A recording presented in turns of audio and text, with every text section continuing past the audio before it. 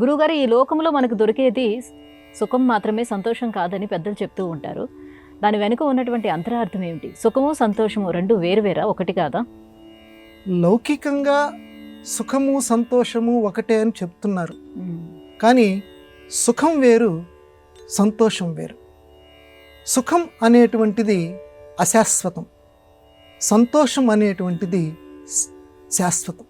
అది ఆ రెండింటి మధ్య ఉన్న తేడా. కొంచెం మనం దీన్ని విపులీకరించి చెప్పుకుందాం. బాగా చెమటలు పడుతున్నాయి, ఏసీ లాంటిది వేసుకున్నాం, హాయిగా ఉంది. అప్పుడు శరీరానికి లభించేటువంటిది సుఖం, కానీ సంతోషం లభించదు. సుఖం కలుగుతుంది, అబ్బా ఎంత హాయిగా ఉంది అని చెప్పి. ఈ రకంగా బాగా చలిగా ఉంది, వేడినీళ్ళు పోసుకుంటున్నాం, హాయిగా సుఖంగా అనిపిస్తుంది. అక్కడ సంతోషం అనేటువంటిది భ్రాంతే, అక్కడ నిజమైనటువంటి సంతోషం రాదు. ఎందుకంటే ఈరోజు సుఖంగా ఉంది, ఒక తీపి పదార్థం బాగా తింటున్నాం, కొన్నాళ్ళకి ఏ మధుమేహం లాంటిదో ఒంట్లో వచ్చి తిష్ట వేసి కూర్చుంటుంది. అంటే ఈనాటి సుఖం అది అశాశ్వతంగా పరిణమించి లేనిపోయినటువంటి రోగాలు కలిగిస్తుంది.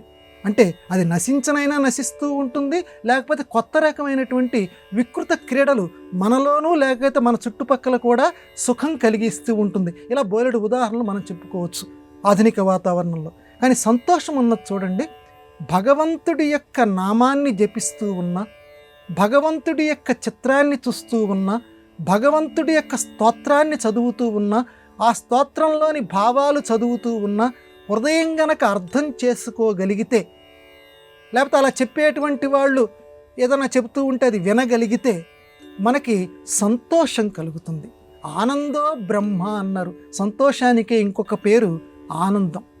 కాబట్టి ఆనందో బ్రహ్మ అంటే బ్రహ్మస్వరూపం, నశించినటువంటి స్వరూపం సంతోషం, ఆనందం.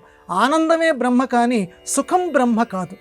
సుఖం అనేటువంటిది తాత్కాలికంగా కూర్చున్నాము, కొంచెం గట్టిగా ఉన్నటువంటి ప్రదేశంలో కంటే కూడా కొంచెం మెత్తటి సీటు మీద కూర్చుంటే సుఖం కలుగుతుంది. అంతవరకు ఎంతసేపు కూర్చుంటాం?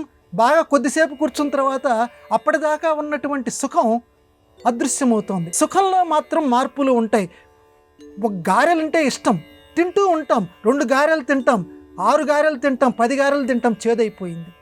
2 గారెలు తినటంతో సుఖం అనిపించేటువంటిది. అంటే సుఖం రాను రాను పరిమాణంలో లేకపోతే పరిణామంలో దుఃఖాన్ని కలిగిస్తోంది. సుఖానికి చెలికత్తె, సుఖానికి స్నేహితుడు దుఃఖం. సుఖం యొక్క చివరి యొక్క అంశు దుఃఖం, కానీ సంతోషం యొక్క చివరి అంశు పరమాత్మ. కాబట్టి జీవితంలో ప్రతి వాళ్ళం కూడా సంతోషం యొక్క అంతుని చూడాలి. ఆ ఆనందో బ్రహ్మ వ్యజనాతి అని చెప్పి ఆనందో బ్రహ్మని వెతికేటువంటి ఆ పనిలో ప్రతి వాళ్ళం ఉండాలి. అందుకు తగినటువంటి శంకర భగవత్పాదుల వారి స్తోత్రాలు కానివ్వండి, మిగతా దైవ ప్రసంగాలు కానివ్వండి, మనం వింటూ ఉండాలి.